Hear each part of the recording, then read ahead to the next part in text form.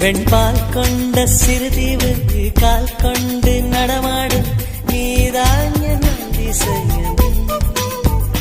உலகில் ஏழல்ல அதிசயங்கள் வாய் பேசும் பூவே நீ எட்டாவது அதிசயமே. வான் மிதக்கும் கண்கள், தேன் தெறிக்கும் கண்ணங்கள், பால் குடிக்கும் மதரங்கள் அதிசயமே. நங்கை கொண்ட வீரல்கள் அதிசயமே. நகம் என்ற கிரீடம் அதிசயமே. அசையும் வளைவுகள் அதிசயமே.